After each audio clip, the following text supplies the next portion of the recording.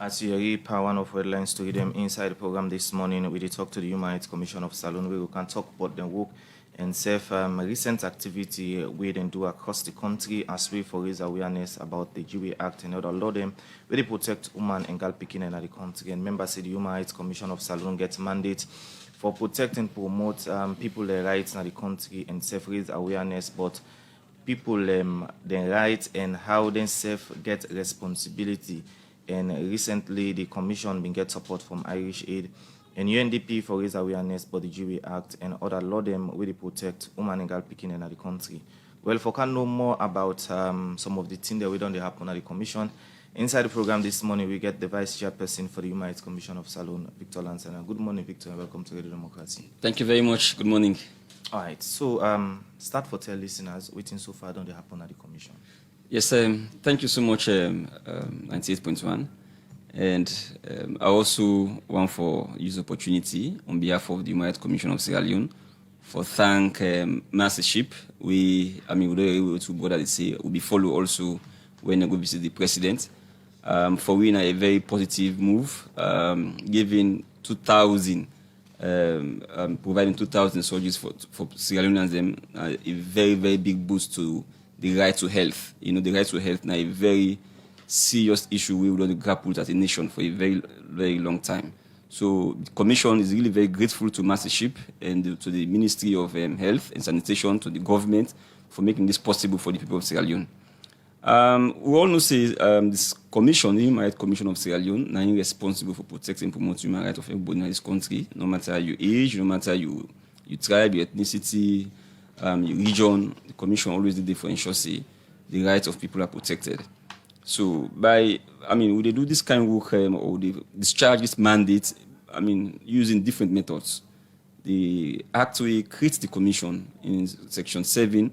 They tell you say the Commission for engage in public awareness raising exercises. There are several ways, but this is just one of the ways in which we ensure say we get to the people that make them get to understand and write them. So as a way of recent activities the way we don't undertake, we get funds from Hrcsl and UNDP for we go around the country, we talk to people specifically women women in need, and women we deal at the lower cadre of society about the different laws different laws we they actually promote the interest, where they protect the rights but specifically the forerunner of that of the laws now the new act we refer to the GWA Act we all know about now. Many people don't know about. And that act, they all know say it makes so much provision, a progressive law, we make positive provision for women And the act consider two categories of women. We get if you want to call them the bureaucrat women, okay, the women that they have got the education, they get the paper qualification, they're able to do the white collar job. So that is one category of women that we the act make provision for. Then also the act make provision for the low-level women, the rural women, the women that you will find at the Bombali markets or the Afodu markets like Kenima or Kwedu markets, Nakono, across the country, the Abacha women. So the act also make provision for that type of women today. So we go across the country we talk to them kind of women there about this new law we government don't pass. We know the Gender Equality and Women's Empowerment Act of 2002. President signed now quite recently inside this year. So, many of the women that we will actually engage, they say no, they don't hear about it. They don't be done, we hear about this law it. So they'll be really, really very pleased and satisfied that we engage them. We don't go na Bo, we don't go na Kenima, we don't go Podloko, we don't go McKinney. Yesterday also, we be there na the western area rural. Waterloo specifically, we don't engage, the women there, several of them, So it tells you that the commission, the ensure say, it's not, you have to know your rights before ever you're able for really demand for them. And we tell them how they go about, first of all, we tell them, show them the substantive provisions of the acts, the content of the act that we share with them. and then also able to tell them how they go able for benefit under this law. Which are the various provisions them within under this law we go able to make, or we don't really give strength to women the rights for make them able for participate in governance, for make them able for ensure say then they in critical positions them. So that's what we don't do. Quite recently, and we'll continue also in that regard. We get other laws them also. The Sexual Offences Act of 2019 has been amended. We get the Devolution of Estate Act also, and we get the Child Rights Act. All of these are laws that we believe say they are very progressive. Often and again, we continue to engage members of the public, for make them understand exactly which are the provision of this law, of their laws they are, and how they go able to benefit from the laws they are. Now, during the term we this bill or this act now been the stage of a bill, the report on our parliament, different members of parliament get and take on them. For some, now only the early to man them it develop, it cater for. Now the bill don't turn to law, and now they popularize them among ordinary women them. What do you want to tell them say now the benefit of this law to them in particular? Yes, thanks very much, Musa. That's a very, very critical question. Like you say, before this law actually came into existence, there was this argument that this law will only benefit the elite women, them, the enlightened women, the women that we are, like I say, the bourgeois, them, or the one that will belong to that category of white collar jobs, seeking women, them.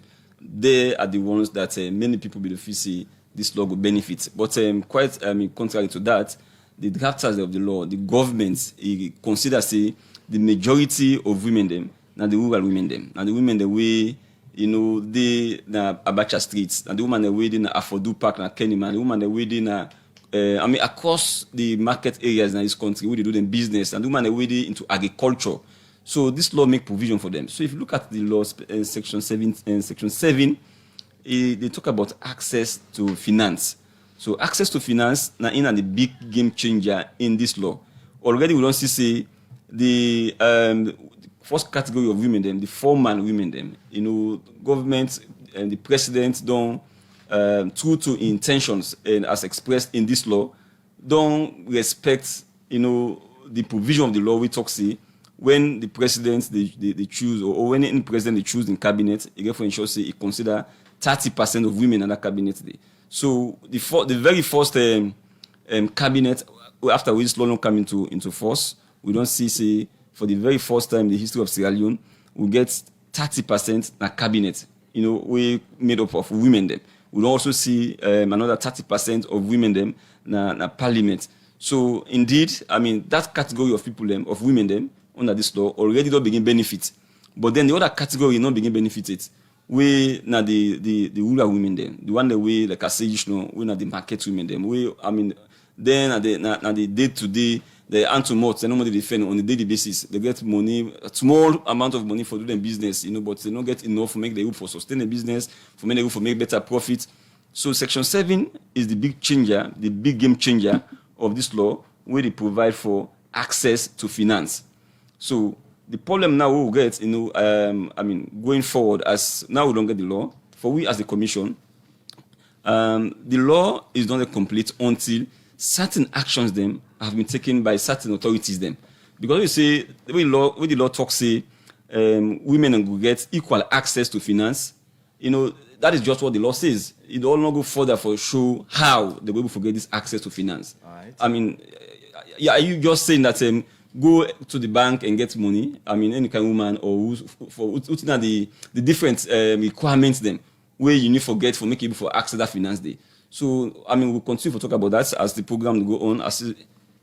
During our engagement with the woman there, what do you find as challenge when it comes to access to finance? Yes, the woman express several concerns them when you talk about access to finance. Say for instance, over the years, for the longest of time, it don't be a problem if they go na any banking or financial institution, they want to go try to get access to finance. They will ask for what they call collateral or security. They will tell you say, count 100 million book, count 200 million book, or 500 million book, as the case may be. And unfortunately, these are women that we, like I said, now they aren't too much they consider. They can barely actually get, sufficient capital. They ask them for several other things. You understand? Sometimes they will be tell you, say, we only give money if you man not come, or you get a guarantor way, we're able for actually back you up. So these are the constraints the way women they don't face, in terms of access to finance. So now that make we as a commission, we are very concerned. The law is there now, but the law not show clearly how women will get access to finance. However, the good thing is the law make provision, it give obligation to the Minister of Finance, it give obligation to the Bank of Sierra Leone, it also give obligation to the Minister of Gender and Children's Affairs. So the obligation that we give them, number one, for the Minister of Gender and Children's Affairs, the act they say, it gets authority now for ensure say in the first place, it do anything possible for making ensure say it give effect to this law, all of the provisions in this law. Then number two, clearly the act they say, the Minister of Gender, it get obligation for ensure say it puts regulations in place. The regulation in the day, and therefore able to give effect to the law. So the regulation in the day, once you put it in place, it gives it time, it puts it before Parliament. We become 21 days. 21 days elapse, then it will become a law. So the regulations, they actually for sure on any give effect to the law, and go for sure how women, for instance, will get access to finance. And for the Minister of Finance, the act also very clear. It say the Minister of Finance and the bank governor or the Bank of Sierra Leone, then for ensure say them produce schedules them, way they go for draft and produce schedules them, where go show clearly, how women go get access to finance. So for instance, what's the percentage lending rates, for instance, you want to give to women them? What's the amount where you think say a commercial bank, for instance, will give to women them? What's now the interest rates? Is it 1% or is it zero interest rate, as the case may be? So the Minister of Finance and the Bank of Sierra Leone get that obligation there for me to make sure say they're able to show clearly what's not the ways them or the requirements them where women are able for access this finance here. And so for we as the commission, we call upon the authorities there for make them make sure say as soon as possible then put together the different things the way the acts don't say when they put together, whether not the regulations then the Minister of Social Welfare and the Minister of Gender for ensure say he put these regulations in place as soon as possible. The Minister of Finance for also ensure say the schedules that we need for put in place, for making sure clearly how women are going to get access. They make sure they do it as soon as possible, because that is very important. As we speak now, the rural women there, they really want for benefit now. The company way now the bourgeoisie, if you want to call it that way, the company way now the one that we the former sector. They don't begin benefits already. Government don't see. Government already don't create for them that 30% they don't give them. So the other women they are separate for benefits. So they will only benefit until then secondary measures they are taken on board. They are giving effect. The laws and the regulations that are put in place and ensuring that also that the schedules and they don't put them together. That is only when they will be able to gain access to finance, because no financial institution will go give money to women them. To anybody. Without some regulations, without some legal instruments where they show clearly how they go about for doing that one day. All right. Now, as the commission, they call on the Gender Ministry, Finance, and Bank of Salon. Any engagements done between the institution and the commission for tell them some of these issues we just raised? Yeah. So these are issues that we everybody are aware of. The Gender Ministry are aware of the Bank of Sierra Leone, of course, are aware of their own provision, and also the Minister of Finance also aware of their own provision. So we continue to engage them on several fronts, on several issues. They will continue to collaborate with Gender Ministry, for instance, on several issues. So they will also ensure say at all times we ensure we bring a come to the table or meet them wherever in the comfort zone for make we get them to understand their own obligations. But this is clearly, a public, a call with a call upon them for me they understand, say they get obligations them what they need for do now, so that the women the way and the rural women then will begin for really the informal sector women then will begin for benefits under this act, because this act is very progressive. So we want to make sure say the one that way really for benefits, and they form the bulk of the population of women, therefore begin for benefits under this law. And I mean, now until then secondary measures they are taken on board, they are done, they're not going to actually benefit from this law. The Act make provision for a committee, steering committee, for look into some of the issues there. From the human rights perspective, within actually this, the commission 1C. Yes, thank you very much. Yes, the Act make provision for what you call a gender steering committee. That gender steering committee, you will find under section 10 of the Act. That committee, the responsibility now for make the assist the ministry, assist the minister with regards to the implementation, of the Act itself. The committee comprise different ministries. Them, for we as a commission, we believe the committee is, in a way political, because now more, in fact, 99% of the composition of the committee now from ministries. Them, we only get a provision for one female member, MPC. Then also get female, another one for female CSO, civil society organization member or advocate. So we believe there should be what we call a kind of working group, technical working group. So we call on the Minister of Gender for create what we call a working group, technical working group, we go able for the give render advice to this steering committee.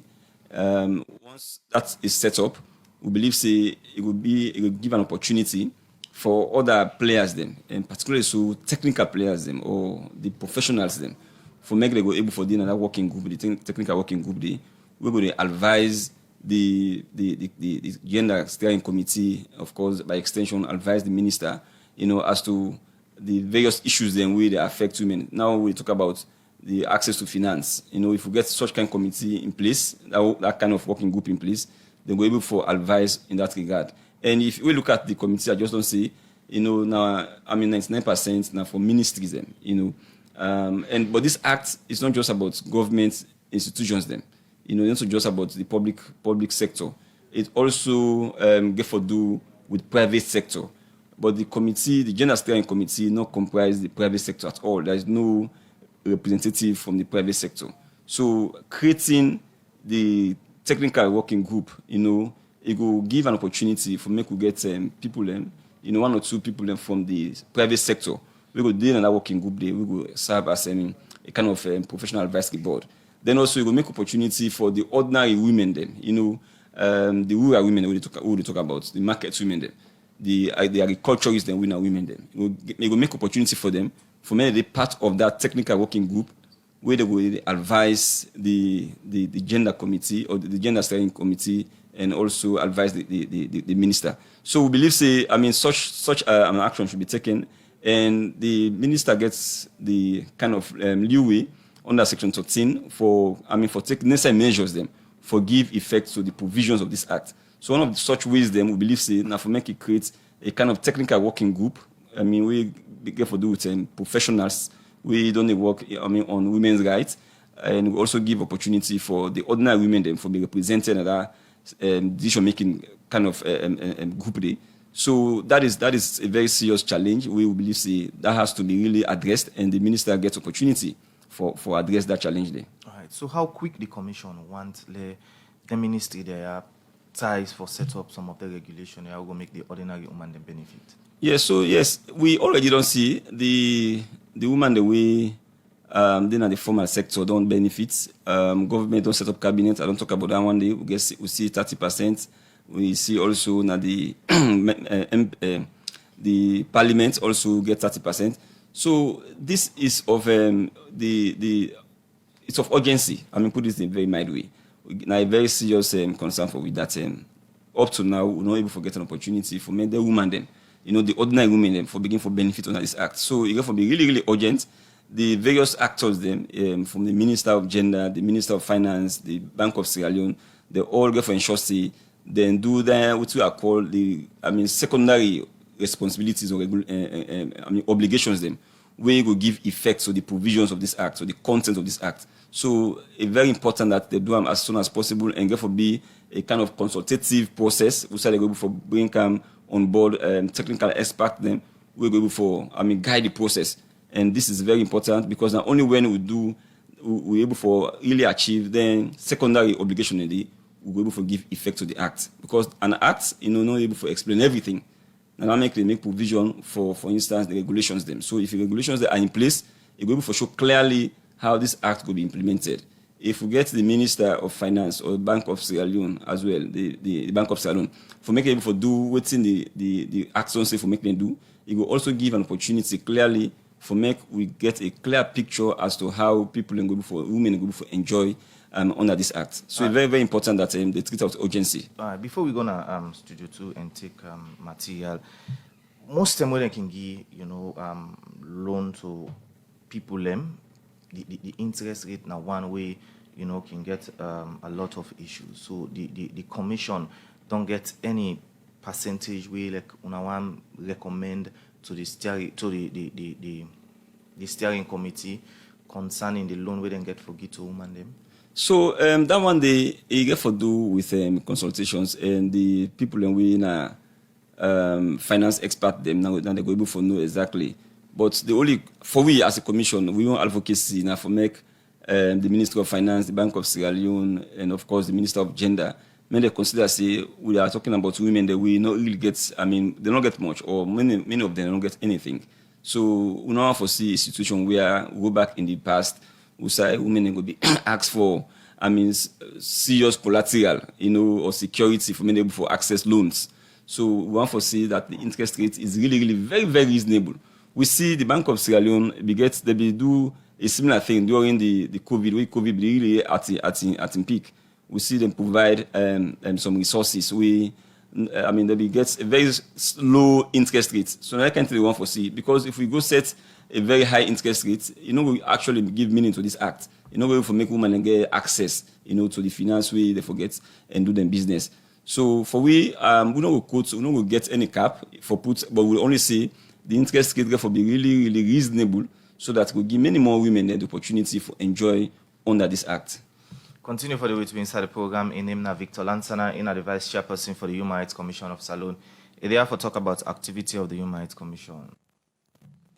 The program Good Morning Salone they continue and we come back to the studio guest Victor Lansana, Vice Chairperson for the Human Rights Commission of Salone, as still on the carry on with the awareness of some of the law there. So apart from the GW Act, what's law there again same way so on the raise awareness board? Yes, little laws then we get for do with the empowerment of women, the rights of women, the promotion of the interests of women. So, for instance, we look at also registration of customary marriage and divorce act. We look at domestic violence act. We look at the devolution of estate act. As a matter of fact, these are the laws that we call the 3 gender justice laws. Then, and then of course we also look at the Sexual Offences Act, and then the Child Rights Act. So all of them laws there, they form part of the legal regime where they protect women them, where they protect picking them. So where we go around, we they ensure say we take people them, through them laws they have to make them able to get adequate knowledge and how they go able for really get their rights and protected. Because if you not sabi you right, and every right get a law we actually guarantee them. So not only when you know that law day, you will able to fight for your rights. So when you talk about customary marriage and divorce act, for instance, in all of the sessions that we hold, now be very interesting sessions then, and we know say customary marriage is really common, in communities then, and several people no be ever no say customary marriage also no they accept what we call double marriage, like you will get this married here and then or like Muslim married, you married person, then tomorrow morning you marry another person. As far as you marry in customary marriage, the law is very clear.